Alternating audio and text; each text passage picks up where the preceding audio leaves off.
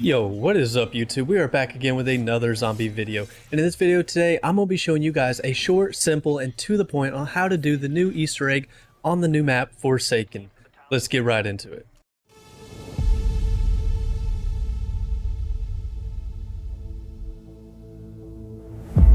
If you're not already subscribed, feel free to hit that subscribe button because I post zombies, tips, tricks, and guides every single week and you do not want to miss it. Also, you can follow me on Twitter or join the Discord. Links to those will be in the description below. Okay, so in order to complete this Easter egg, you're going to need the crystal axe. Now, if you want to learn how to craft it, you can check the link to this guide out in the description below, or you can try spitting for it out of the mystery box, or even try completing trials to receive it. Now, step one to starting this Easter egg, you're going to need to go ahead and get the map off of lockdown, and you're going to want to push that red button on the wall that will start the cutscene. Now, for step two, you're going to need to collect 3 parts so we can craft the Ethereum Neutralizer. Part number 1 can be found inside the bunker, inside the boardroom. Now, all you've got to do is wait for an abomination to spawn in and get him to come into this room and charge you while you are standing underneath the part. That will cause him to run into the wall, knocking the part down for you to collect. Part number 2 can be found at the fuel processing area on the map, Anytown.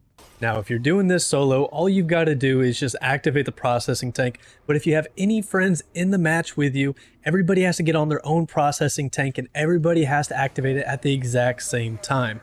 Also, if anyone has a wonder weapon in their hands, you could have problems trying to activate this tank. So make sure nobody has the wonder weapon in their hands and just a plain primary default weapon. But once activated, it'll initiate like a lockdown in this area where an onslaught of zombies will come at you. All you've got to do is just survive for the time period and kill the zombies, and that'll fill up these tanks. Now, once the tanks are filled up, then this objective is completed, and it'll release your second part that you need from the center of these fuel tanks. Now, for the third and final part, you're going to want to make sure you have the ammo mod dead wire onto a gun. Now, once you have dead wire, you want to make your way to the arcade room, which is in Anytown.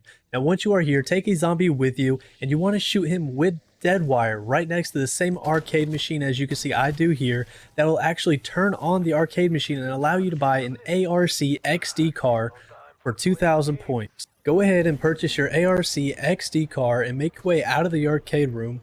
Now make your way over to the video store, and behind the counter you can see this little metal vent. Drive up close to it and the pulse of this car will actually knock that out of the way so you can drive through there, bringing you to this back room. When you are back here, you want to go ahead and detonate your RCXD car right next to this shelf, and that will knock it over, allowing you to pick up the parts you need from actually within the room. Now once you have all 3 parts and your wonder weapon, the last thing you've got to do is collect 3 crystals. So in order to do that, you need to locate these big purple crystals. One can be found inside the bunker, one can be found at the spawn where you first start off on this map, and the last one can be found at Main Street. From here, you're going to want to shoot those little glowing orbs that just float around the crystals. There's 3 of them, and as you blow them up, they're going to get faster and faster. Now, you got to destroy all 3 of them. Now, the easiest way to do this is with the Crystal Axe's SMG variant. But once all of the floating orbs are destroyed, you will be able to walk up to the crystals now and swing your melee version of the Crystal Axe at the purple crystals, and this will break it, dropping a small crystal. Go ahead and pick that up. Now normally once you get to this part on every single crystal, it'll normally spawn in an abomination. Now that crystal you just picked up, you want to throw it to the abomination. He will catch it and eat it. Once his tail turns orange, you want to kill him, and that will drop the crystal you actually need to collect. Now repeat these exact same steps at the other 2 locations where you can find the big purple crystals. That'll give you a total of 3 crystals that you collected. Now once you have 3 parts and 3 crystals, you want to make your way to Main Street, and at the end of the road you will see a workbench, and there you will be able to craft the Ethereum Neutralizer. Now once it's crafted, you'll have to wait for it to warm up before you can activate it, but once it's done you can then activate it, going to the final step before the boss fight. Now this step's pretty simple. All you've got to do is follow the Ethereum Neutralizer through this little area, and essentially it runs off these crystals that you'll have to leave the safe zone to break open and collect those and run them back to the neutralizer and put them back into it so it doesn't run out of power and it keeps going through here. Eventually, you'll get to the end of the road where you'll no longer have to collect crystals, but it will come to a safe zone where no zombies can spawn in. And at this point, you have access to the ammo cache, the crafting table, the armor stand, the perks, the packable, pretty much everything you need to get ready for the boss fight. Now, this is definitely not as hard as most boss fights we have had in the past, so don't worry too much about it once you go into it, but go ahead and get everything you need, spend all your extra points, and then open that last door to go into the boss fight.